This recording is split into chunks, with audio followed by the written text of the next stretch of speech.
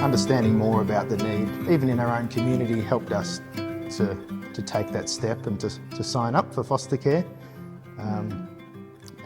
And seeing others do it as well was a great encouragement, other carers. We sort of reached a place with our own family that we felt that we were in a position to be able to give. We started to do like overnight sleepovers for them, like cousins come to visit sort of thing. We also had a spare bedroom. We kind of saw that we had good support around us and a bit of capacity and a bit of space. So we thought we could give it a try. If you've got a spare bedroom, You can do it. you can do it. I think I came into foster care with the assumption that it meant you do it forever and you have lots of kids through your home all the time. But actually, we found foster care can look really different for different families. So I would say no one ever knows, and the best thing you can do is just give it a go. Take a chance on the kids and take a chance on yourself. You've got so much to offer that you don't realise that you actually have. For us, it's looked like investing kind of more deeply in just a couple of kids, and we know for others it's maybe just doing respite. And we do know some families for whom it has meant lots of placements regularly, and others who mentor as well. Yeah. And I think one of the things we hear from people, have heard over the years is, oh, I couldn't do that because I couldn't give them back. And which is an interesting perception that people have. I guess what I say to them is, well, you know, there's a big need for respite carers, just to have a couple of kids for a weekend to give their permanent carers a break, you know, so they can just have some own time and recharge. And you could think about that, just put a toe in the water and try it out. And I wish I knew that it could look different for everyone and that all those different roles are needed. Understanding that you've got this little window of opportunity, and in that window you can try and do as much as you can for that child, so that they, maybe at some stage they'll have a really great memory of that. It's chaotic in the best possible way. Well, in terms of being a carer, we've leaned really heavily on our agency, So Challenge, our caseworkers and the managers to take us through some of those tough times. That's probably the big thing, leaning on your professional network.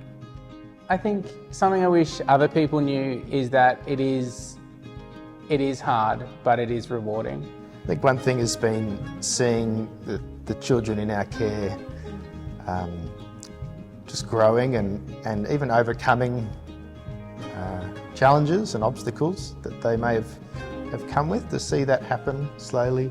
we're embracing the idea that it's actually a team around these kids, that we're just part of the team and everybody has a role in that. And it's so important that we both understand our position in that team, that we're not there to make all the decisions, other people make some of the decisions, but also that it is a team and that we can work together for the best outcome for that child.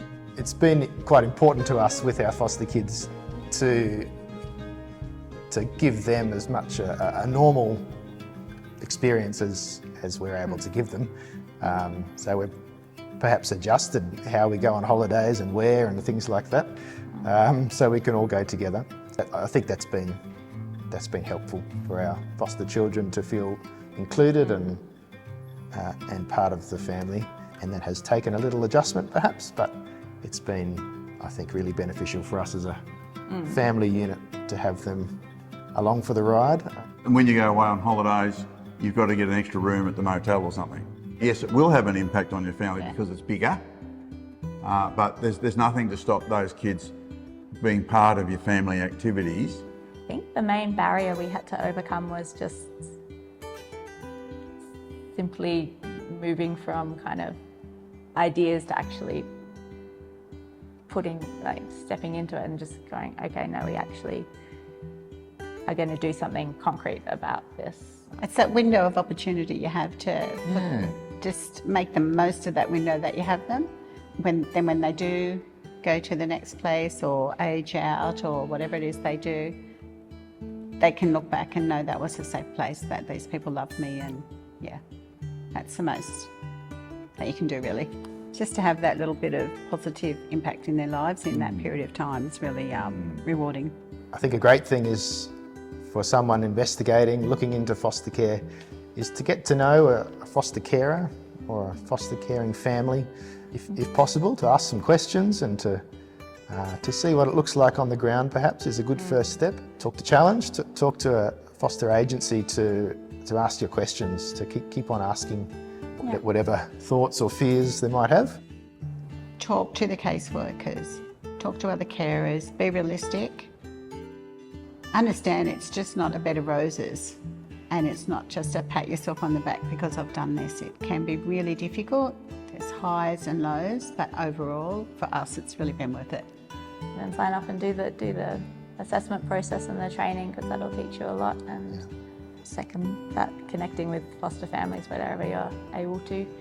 I think that's probably the best way to learn about what it's like. And I would definitely say go and talk to other foster carers, go meet people, contact Challenge, say, do you have a foster carer on hand and a caseworker that I might be able to talk to about what it means to be a foster carer?